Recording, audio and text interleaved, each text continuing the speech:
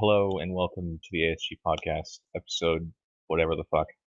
What episode is it? 14, I think. Something like that.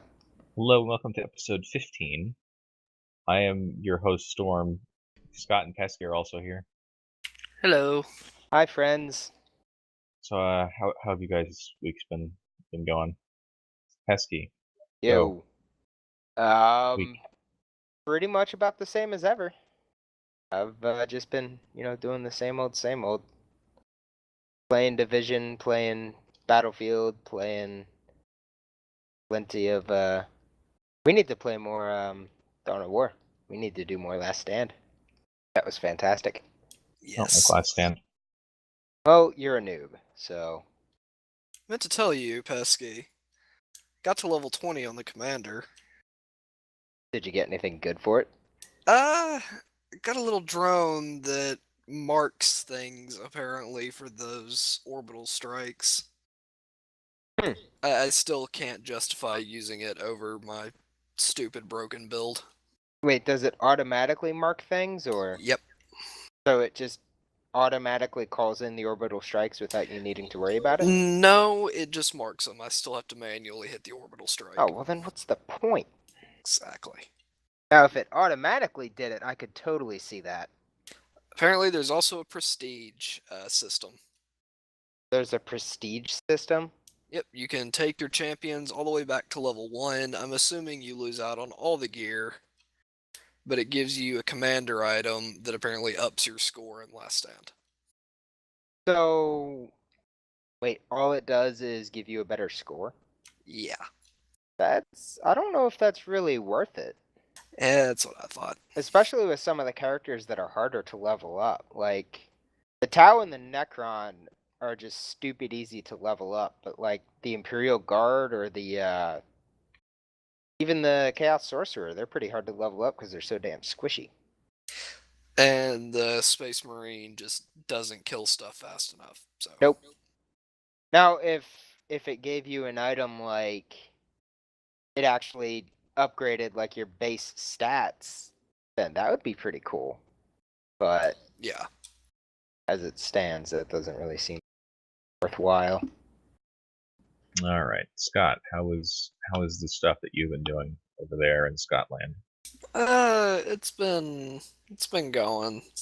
A lot of personal stuff, but stuff the viewers don't want to hear. So, uno momento. This'll be fun. Anyway, I've mostly been doing Battlefield with you, Storm. Battlefield 4. I love that game so much. I am sad that they are no longer releasing anything new for it. Storm and I found we had some fun last night. Scott figured out that I'm good at Battlefield. To be more specific, Battlefield sniping.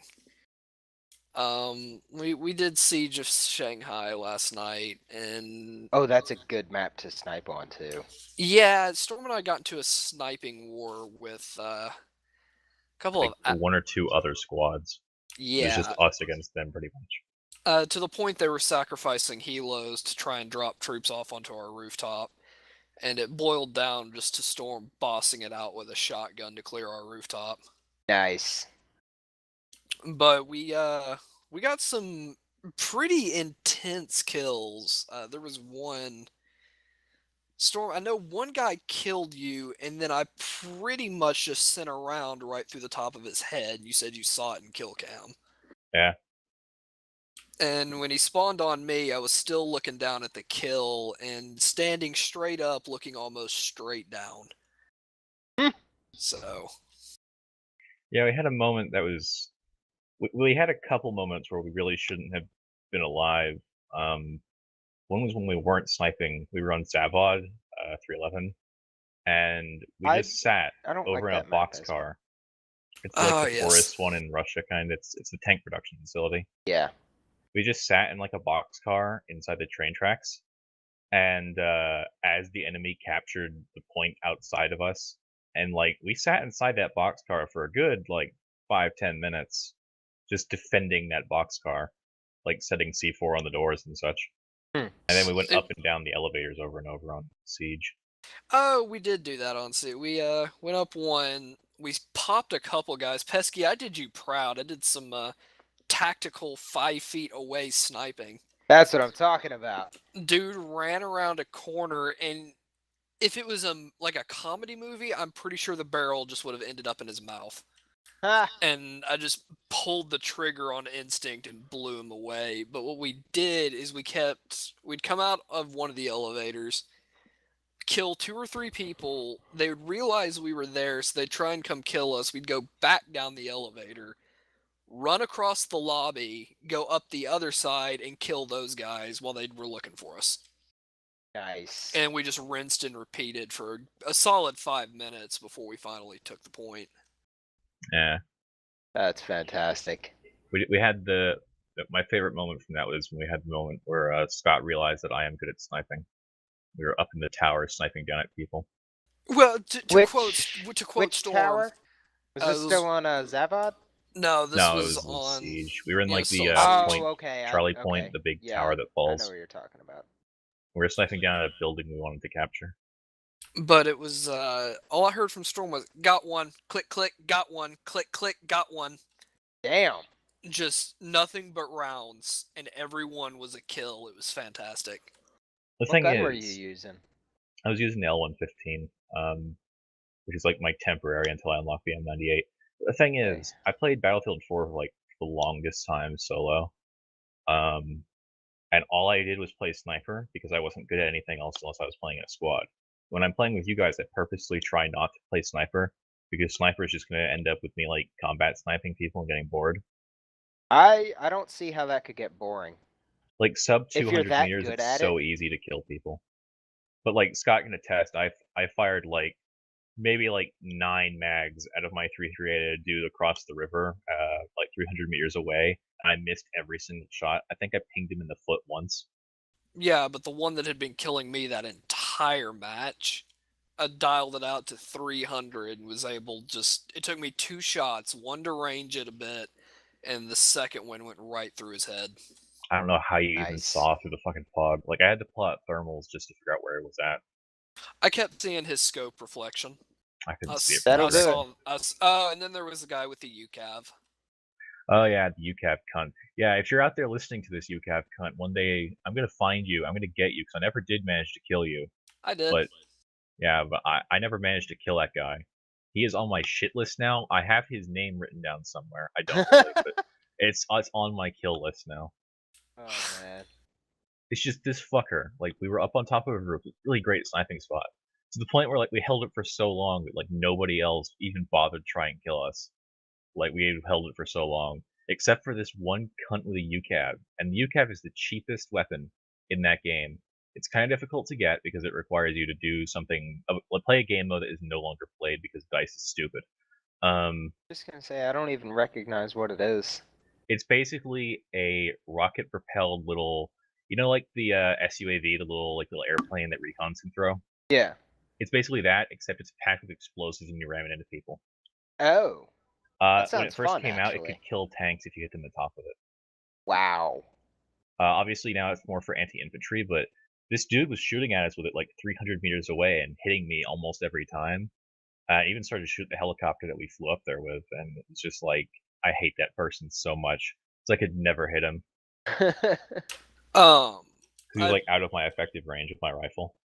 Which is odd, because I managed to headshot him, like from way the fuck back where we were. I think we are different in that respect, Scott, in that you are weirdly good at killing people at long range. Like we used to play on Dragon Rising with Pesky, remember?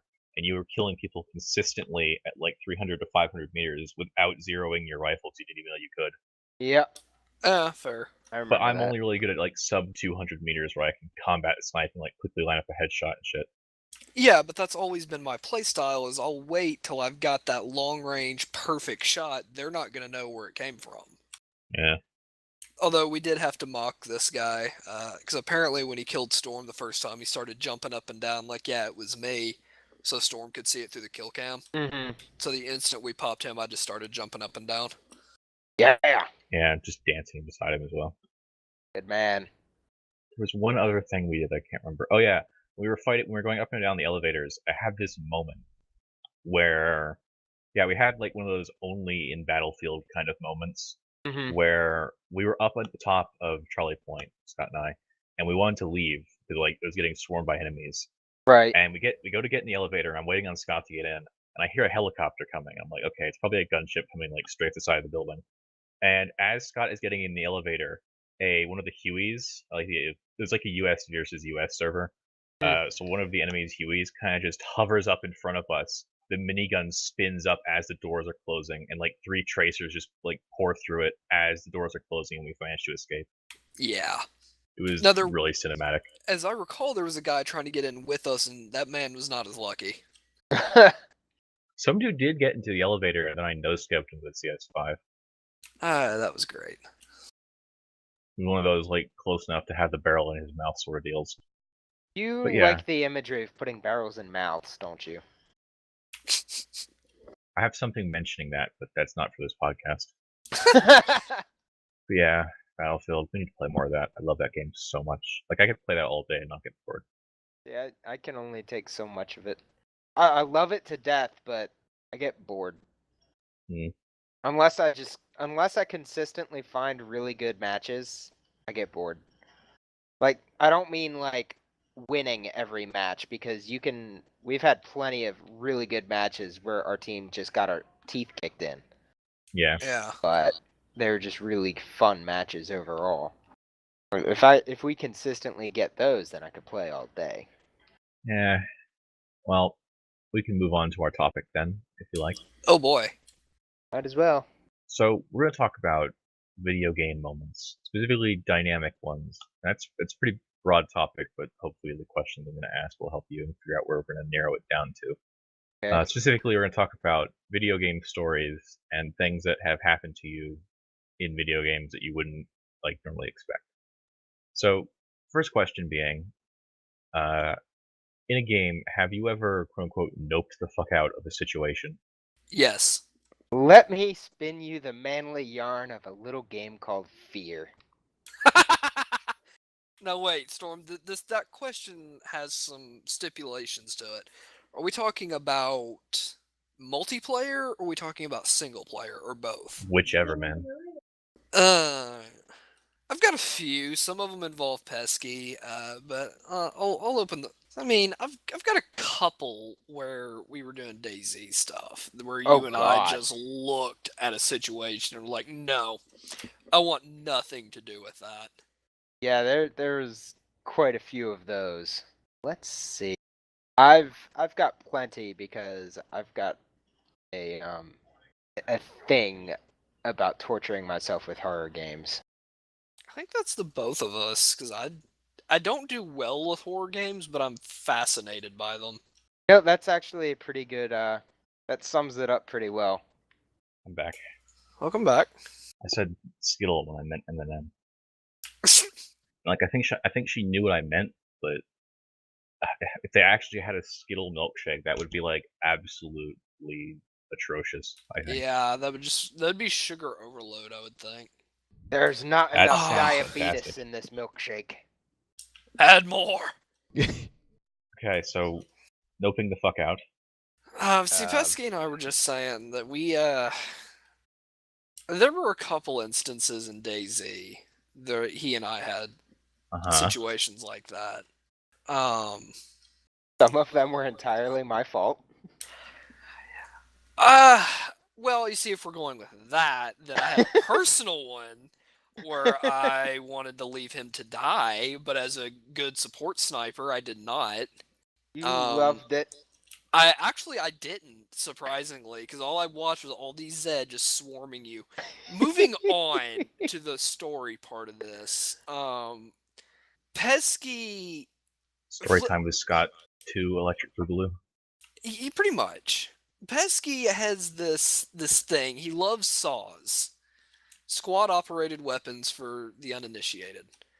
You fucking plebeians. M249. Anyway, yes, the It's M249 classic. saw. My baby. Pesky comes home from the sandbox, and is like, hey, let's play DayZ. Okay. We're going to one of the coastal cities. I think it was Cherno we were going to. Probably something. Because the server was dead, and we were going to be able to loot it relatively easy. Mm-hmm. So he goes in there. I was like, all right, I'll be above you in the hills with a sniper rifle. And you'll go into town and deal with stuff. He's like, okay. About 5 minutes into this, I'm up in the hills. I'm sighted in everything. I just hear gunfire going off. And I ask Pesky what's going on. He's like, there was a zombie.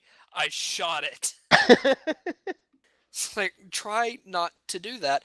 Next thing I know, I just hear the saw just fully auto blowing zombies away. And I just see them running from all over the place. And I was like, no, I'm done. Someone's gonna hear this, and this is bad. So, yeah. Thank And you, and asshole. that's the primary example why Scott doesn't let me have a saw in DayZ anymore. Mostly, yeah. I was saying there were several in Origins. Yeah. Let's go into Ivan's lab. Never mind. Let's nope the fuck out of here. Those zombies have machine guns. Oh god, fuck that entire place. They gave it an overhaul, right? Oh Christ. At least the last time I looked. Instead of it being, zombie researchers with guns, apparently it was CDC. Oh, because that's better. Well, they've got one dude apparently that Wait, just can't. don't they know that the Chernarus is in fucking Russia? Well, this was on Taviana. Don't they know that Taviana is in fucking Europe? Apparently not. It's European CDC. Also, when it's the end of the Delay world. CDC. Well, I think when it's the end of the world, no fucks are given. Yeah, but I think that if the CDC has to do stuff, I think they'd focus on their main concern being the entire continental United States of America. No. That's you're assuming a lot. You really are. I mean, That's a good point. You gotta remember, we're the world police, Storm. Big Brother's watching. Uh-huh. Can you remember a time in a game where the game specifically wanted to make you feel a certain way, but you felt the opposite? Yes. Ooh. Dead Space comes to mind for that one. Which Dead Space? 2. Okay. Go on.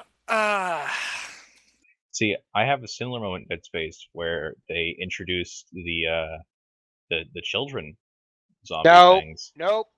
And there's another example of the game noping wanted the you to be fuck out. scared, and I was laughing my ass off. You see, Storm, I have to join you in that.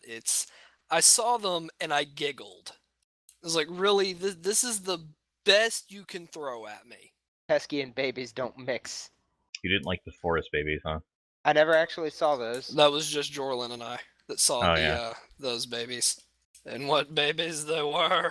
Get out. Wriggling and squirming on the rocks. Get out. I love you. I'm not so sure I believe that anymore. Well, that's your problem, isn't it? What about you, Pesky? Let's see. I'm trying to think. I haven't really played, not in recent memory, I haven't really played too many story-driven games. Mm-hmm. Let me look through my library real quick and see if anything pops into my head. And something else I wanted to talk about real quick, Storm, while it was on my mind. Go on. Is the game you and I picked up last night. Alien Swarm. Yeah. Isn't that a free-to-play? Yes, you have it, apparently. Yeah, I was going to say, Made by I think Valve played in that. 2010. Little top-down shooter that's not... Yeah. It's not bad. It's not. It's pretty decent. As I say, as Storm said last night, the gunplay on it is solid. Mm-hmm. The issue, what I take issue with though, is that it's not really designed for solo or two-player play. Because not really, no. Because every time Storm and I tried to get through the very first mission, we gave it 2 attempts. The first one ended with Storm getting eviscerated horribly. The second time involved he and I taking those sentry turrets, setting them up when we knew we would get rushed, right before the trigger point, trigger it, and then just hide behind the turrets while the turrets just mowed everything down. Yeah, it was kind of funny up until it ceased to work. Yeah. But that's just my 2 cents on it. I cannot remember any real moments like that. I can name one right off the top of my head. Oh. So nobody mind like a minor spoiler for the first Tomb Raider game, I don't like care. the Wait, reboot like Tomb the Raider, that is. original Tomb No, Raider the game? reboot. Oh, I have that, but no, I don't care. There's a moment in that game where Lara gets attacked by wolves, and that entire game is like QTE the movie. Like it's just this one series of QTEs after another with some occasional shooty bits. And it's the reason I never played more than 2 hours of it. Whereas a bit near the beginning where I got to, where Lara gets attacked by wolves, and you have to do a QTE to escape, and like it puts all these like effects on your screen and such, and it's like she's getting injured, and you're supposed to like feel sad or second. Pesky, Yes. I have a question for you. Sorry, I'm back Okay. now. I'm looking at a diagram for what's titled the Arrowhead of Total Destruction. Oh, that sounds like something I would write. It's got a portable hole rolled up in a tube, held in place with a metal retainer safety pin. Okay. And a wooden retainer stick. You pull the pin before you fire it. You shoot the arrow at either an enemy or a surface of something, what have you. It shoves the portable hole into a small bag of holding. Oh God. And this is their description of the operation. Arrow is fired at any surface or object. Aim is unimportant as long as arrow hits within 10 feet of target. When the arrow strikes a surface, the tube containing a portable hole is forced into the bag of holding, and the device self-destructs as it opens a rift in the astral plane and sucks everything within 10 feet into the rift, destroying an entire 10-foot radius sphere around the point of impact. Never, ever give one of those to Syl. Okay. So Sorry. yeah, I had that moment where it probably like all these effects on your screen, and basically wanted to make you feel really scared and such, like, oh my gosh, what's gonna happen to her? Even though it's like 2 hours into the game and obviously nothing's gonna happen. But the entire moment of like fear and like terror and such was ruined for me, of course, because I paused the game, I think, when the QTE like was supposed to start, so I had to like go do something somewhere in the house. When I get back, I unpause the game, and I guess that like fucked with the cutscene, because as the wolf was like gnawing on her leg, Lara began to ascend into heaven, away and out of the camera, whilst the wolf was just kind of gnawing on her now invisible leg. So all I was left with was like the sounds of her grunting and like yelling, and a wolf gnawing on thin air. Huh. That's a fantastic bug. Yep. I think I can come up with one. Okay. And the Dying Light, or either or would apply to this. Dying Light or Dead Island, in that it makes, like, when it first introduces the zombies and everything, it tries to build them up to be like these big threats and they're scary and everything. And of course, my immediate reaction is find the biggest object to hit them with. Yeah, I could agree with that. Because, I mean, especially Dying Light, not as much, but Dead Island tried really hard to build the zombies up to be scary and something that you kind of want to avoid. Like, at first, anyway. And then it was just, once you found, like, a single good weapon, you're just, that's it. And even more so when you found a firearm, because it was just like, okay, get as many as I can, and find a nice long hallway. Yeah, y'all just have fun running. Yep. Which I think is the primary problem of most zombie games. However, Left 4 Dead does it fantastically well. Oh, yeah. But maybe I'm broken and I don't find zombies as scary as they're supposed to be. Like, I understand the whole thing to it, but You're not the only one. I don't really find them all that scary anymore. We've had so many years of just constant zombies everywhere. I don't think anyone is really. yeah. Well, the thing with them is, like, I completely understand how they're terrifying, and I'm still pretty sure that if an actual zombie apocalypse happened, I would probably shit myself, but that's besides the point. Just video game zombies are just not scary anymore. somebody needs to make like an actual like horror game or something where they're actually a threat. And Although, yes. honorable mention is the ghouls in Fallout 4, the feral Oh ones. God, no, fuck them. No. That's another situation that gets added to my I noped the fuck It's out not of that their they're list. scary, it's that No, the way no. they appear is pretty great. They're scary when they choose to be. When you're walking along a wall that you did not know had windows in it, and one of them lunges out of said wall at you, Yep. fuck everything about them. Eh. He's not wrong. Fallout 4 actually came out with DLC just last night. Yeah, Yes, I yes, thought it it did. came out like today or something. I haven't tried it yet. I came I out like haven't even midnight last bought night, it. you know. I need to get it. First, No, I need to actually beat the main story, but you know. I mean, I would love to have it. The thing is, it's $10 and the season pass is 50, and I'm sure it would be worth it, but I don't have that kind of blowing money. Yeah, see, I'm just gonna wait. I got other Um, stuff I've been focusing on. Bethesda's Yep. apparently doing a great job on it, though, and like apparently there's such like a normal concept. You know what the concept of DLC is, right? Yeah, robots. It's just battle bots, yeah. Yep. You get to customize a robot. For such a simple concept, they've apparently added a metric fuck ton of content. Well, you saw the trailer for it where it showed the robot like customization and building it and everything. Yeah. That alone looks worth $10. That just looks way too cool. I was talking to Frith briefly about it when I first saw the trailer, and I saw that you could have an iBot. I said I'm going to remake Edie. You know, Edie is like a robot from Fallout New Vegas. Yeah. I said I'm going to remake Edie and put a rocket launcher on it. And he's like, the backblast would probably just send it flying. I'm like, I would build it just for that. Thing is, if you're building a robot the size of Edie and you're attaching a rocket launcher to it, you're doing so with the knowledge that backblast is a thing. And you're just doing it for the comedic value at that point.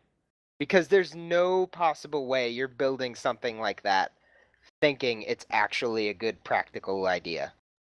This one should be easier to answer. I got a pair of questions, obviously, for the polar opposites of these two questions. Being, what is arguably the worst video game story that you can think of, like that you've experienced? Let's see, I've played some pretty poor ones. I'm trying to think. Fear 3. See, I didn't play 3 because I refuse to play 2 and 3 until I beat 1, and I cannot find my balls long enough to beat 1. I enjoyed 3, but I also played through it co-op with Seraph. Yeah, see, I'm sure it'd be fine if co-op, but playing solo story is absolutely terrible. I would have to take your word for that. Yeah, they relegate Alma into like something that's just terrible.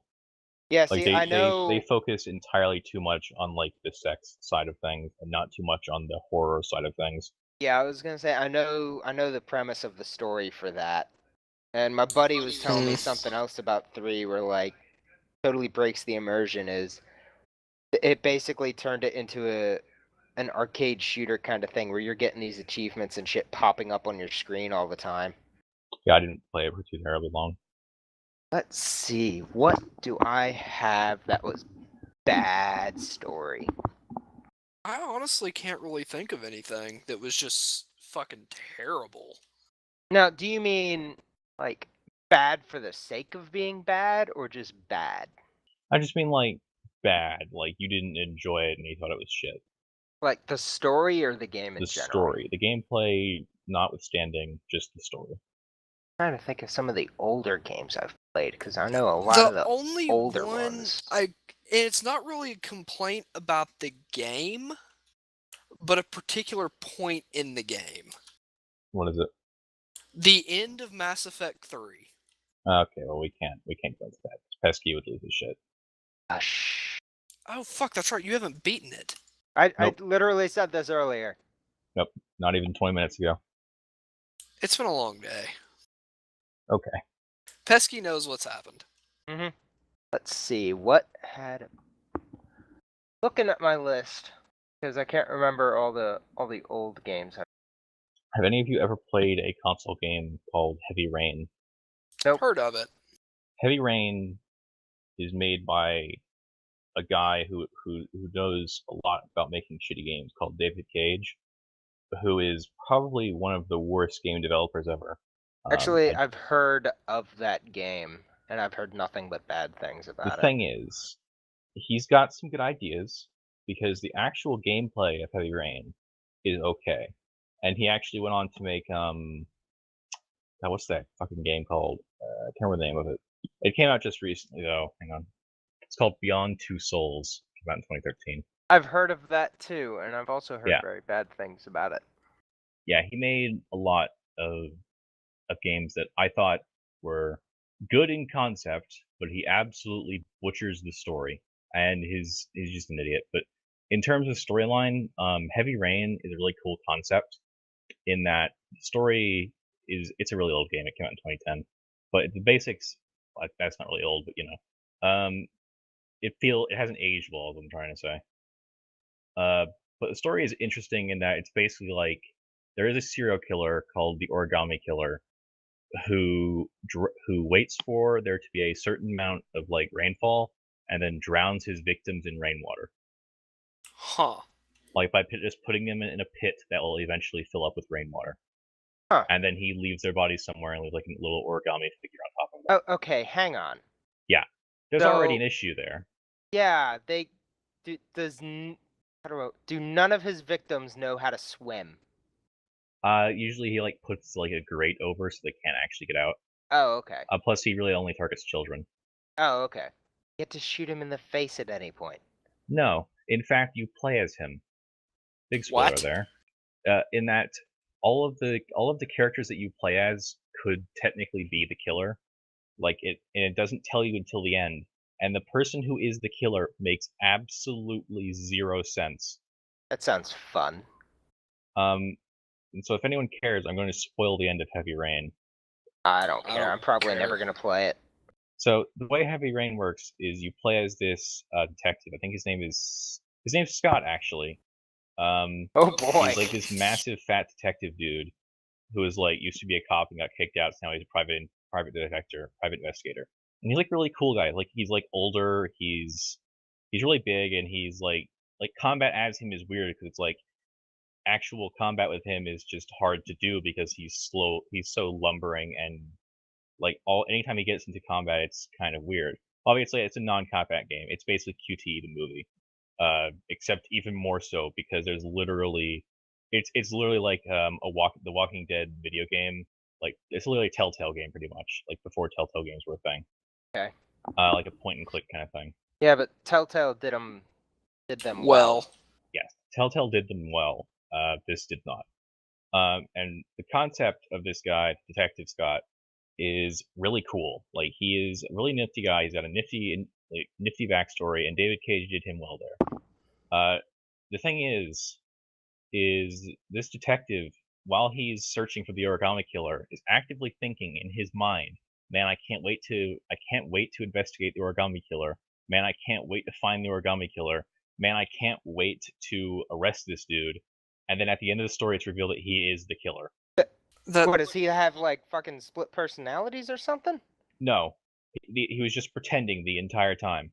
That's absolutely retarded. To fool the player, he was to fool the player, who was like not an actual thing. He was just thinking in his head. It makes zero sense. There are so many plot holes. Wait, so he was like actually legitimately thinking, "I need to catch this guy." But was actually the guy, yeah. Like he wasn't telling other people that he needed Nope. to catch this guy. I mean, He was obviously talking he did. Like, I mean, obviously he did. Like, he had like people that were trying to help him find the killer. Yeah, but like when in in reality, his own he was mind, he was trying to convince himself like he needs to catch this guy. Yeah, and he was looking at his own clues, trying to figure out what was going on. And the concept of that is cool. Like, the murderer is an investigator covering up his own tracks by finding his tracks. It sounds like concept. Well, it sounds like something out of Dexter. Yeah. Kind of.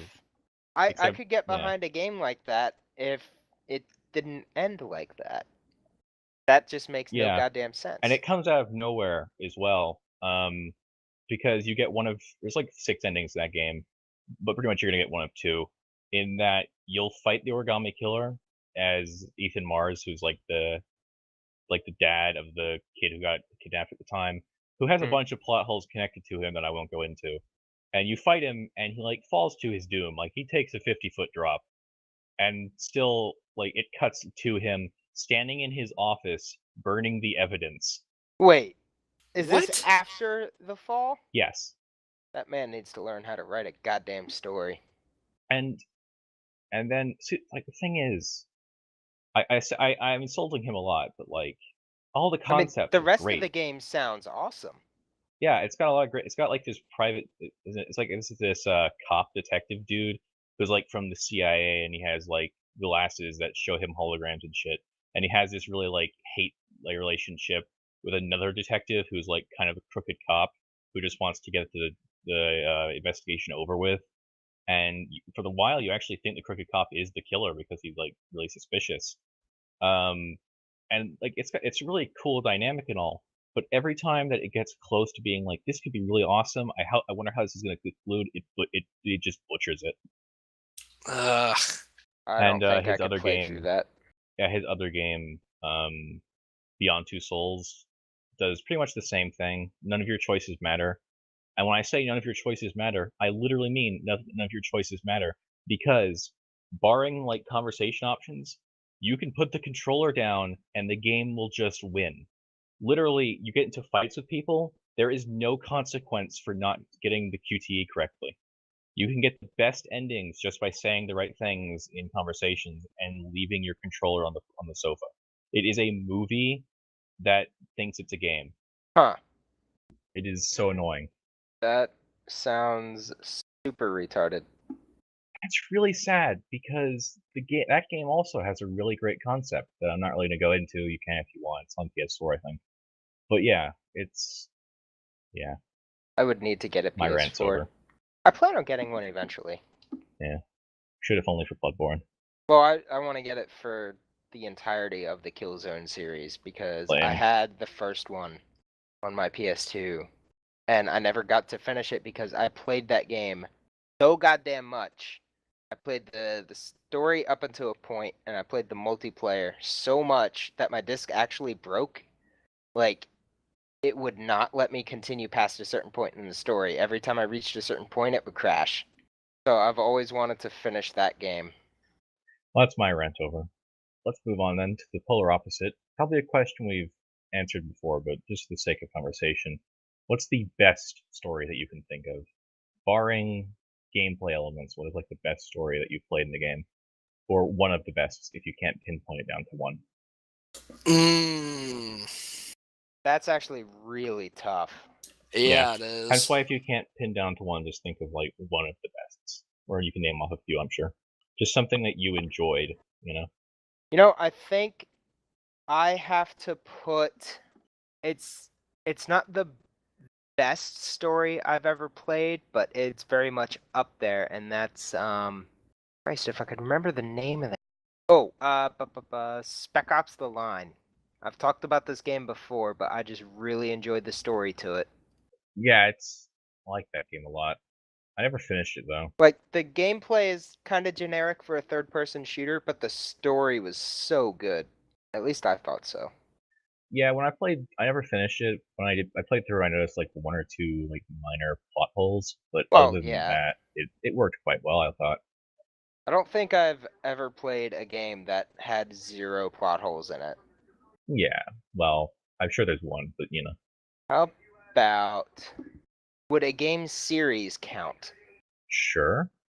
Halo. Up until a point.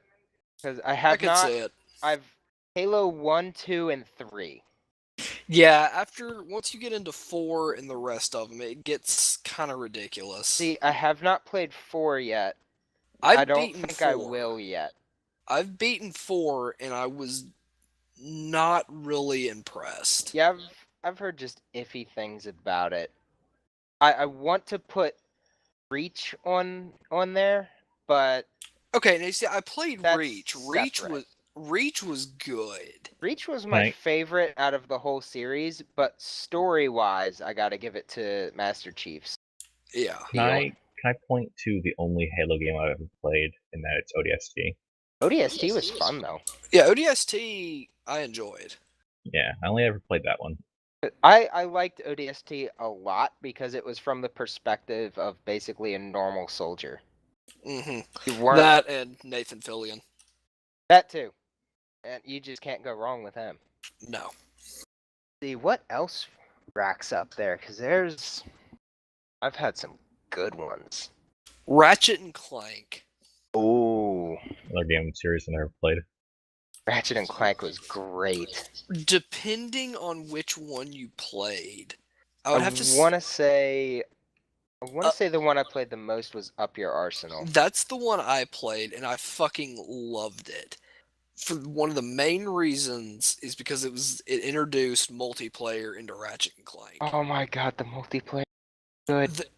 The multiplayer was phenomenal in that they didn't really hold back on guns, short of the in-game stuff. So what I would love to do in that is, one, it started you off with like just a basic little rifle, but there were weapon pickups all over the place. What I love to do though is run out to every point on the map and get the duck gun. Oh, The transmorphic gun. Yeah, see, I would pick that up and then hide on the ceiling in my enemy's base. And just chicken people. Yep. Because the whole point of that game, because there weren't too many game modes, but the big one was base assault, in that you had to destroy 2 turrets that were so easy to kill. Mm-hmm. Because all you had to do was strafe jump over the bolts, and you just never got hit. But you killed both turrets, you teleported into the base, and you just killed the power core. It was that simple. Yeah. But they had so many different maps for it, different vehicles. It was great. But what you could do is, if you had mag boots, you could walk up on top of the ceiling, aim that gun straight at the teleporter, and people had to come in one at a time. And you would just sit there and polymorph people as they came in. And it was so cheesy. The thing is, they dropped their weapon every time you did it. So there came a point where people just had their melee weapon, and that was it. And you would just sit there and, just over and over and over again while your team comes in and kills the core. I actually came up with a couple more that are probably my top 2. All right, go on. The only issue with that is I cannot remember. They're both games in a series, and I cannot remember off the top of my head which one in the series they were. I think I know what one they were, but not like 100% certain. But first, the 2 I was thinking of earlier would be the original Dawn of War game. That had a really good story, I thought. And the second one being the Battlefield Bad Company series. The characters in that were great. Bad Company's characters was so fantastic. The characters in that were friggin' awesome. That game plays so weird compared to that game's campaign plays like a action movie. Yeah. Over a Battlefield game, and it's great. I love it. But the 2 I came up with, let me try to make sure that I get the right number down. Hang on. Okay, I believe. Yep, alright. And alright, yeah, it's my 2 favorite stories. I think my number 1 favorite story of all time is Ace Combat 4, if anyone's ever played that. Wasn't that the one for PS2? Yep. I have played that. It was the one for PS2 where the entirety of the story was told from the perspective of people on the ground watching the air battles. I've beaten that, and actually. I've beaten that multiple times, and it is one of my favorite game stories because of how it was told, and you actually feel like there's kind of character progression, even though you never meet your character, because the whole time, your character in that is like, at the very beginning, you're the only one who attaches a yellow ribbon to their jet for whatever reason. Oh, that's right. Yeah, and then by the end of it, like the final mission is you're the leader of Yellow Ribbon Squadron, and there's like 30, 40 other planes, all with yellow ribbons on them. Because your character's just gotten so much renown, and like, as you're as you're seeing the story through the perspective of people on the ground, they're starting to recognize your plane and all this, and the mission chatter is great in some of the later levels because you pick up enemy radio chatter occasionally, and in some of the later levels you'll catch them, they'll start to panic and leave the area because they recognize your plane. That's great. It's one of my favorite stories of all time. The other game being Armored Core 2. Oh my god, you're going way back there. Yeah. am. But Armored Core 2 was overall it was a phenomenal game, but the story I guess nowadays is kind of predictable, but at the time it was freaking great.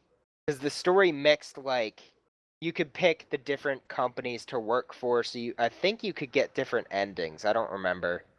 But you could pick the different companies to work for, you could pick who your allies were and everything. And the arena matches tied into the story too. Like the arena matches were just kind of something you could do, but they still tied into the story because they had characters from the main story in them. And like not really a spoiler, but if at any point in the main story you wound up fighting one of the characters that's in the arena, and like you didn't fight them in the arena yet, but you killed them in the main story, they would actually be removed from the arena because they're actually dead and gone. Huh. So yeah, those are my top two. God, I want to play Ace Combat again now. Yeah, me too. Thanks, Dick. You're welcome. There's not really many games that are like Ace Combat, sadly. There's really not, and it's disappointing because it's so well done.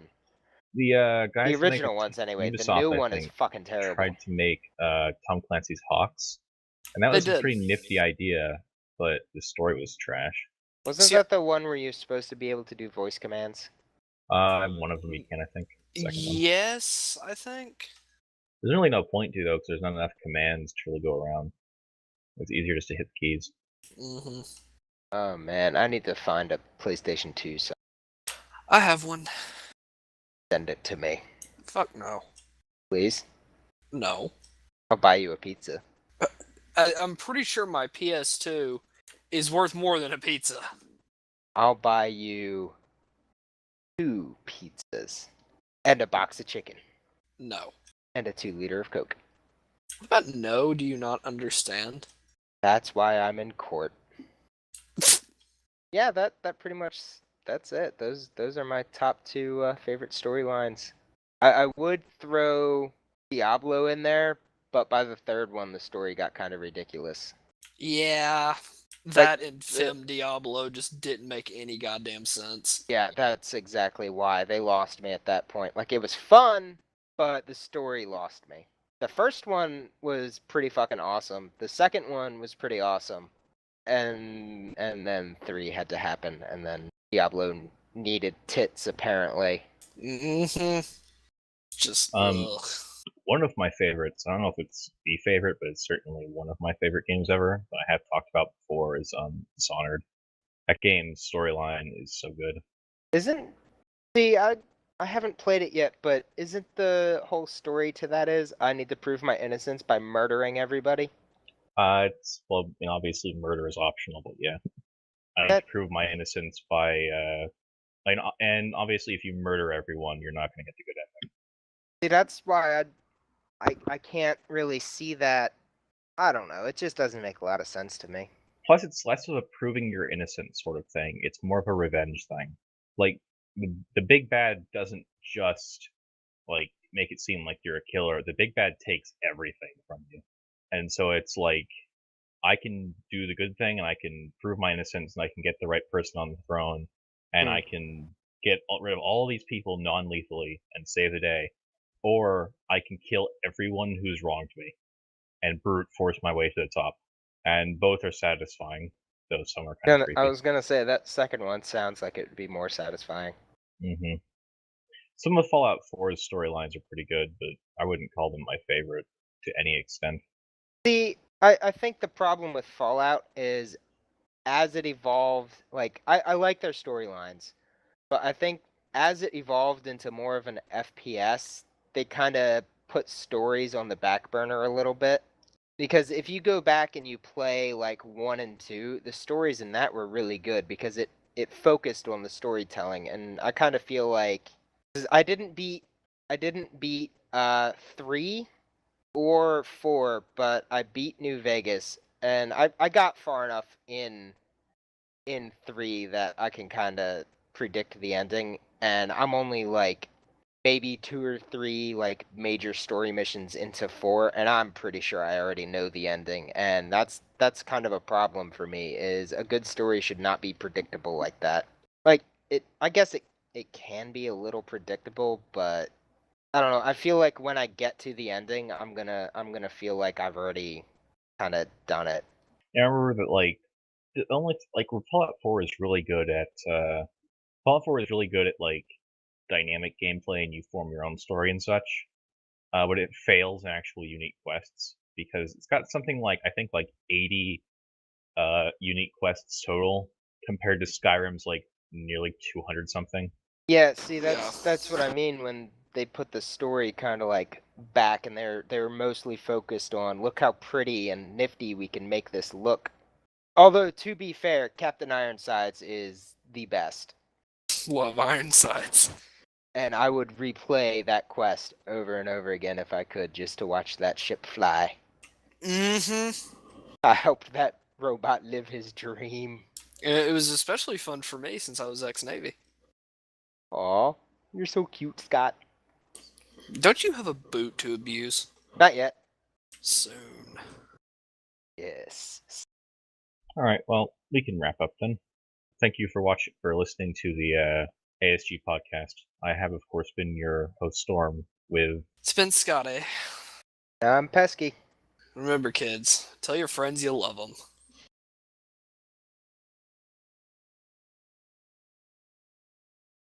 Shut the Pesky, fuck up. meet me in the dungeon. I must display my quote-unquote love. Oh, that's enough of that. No. All right then. No.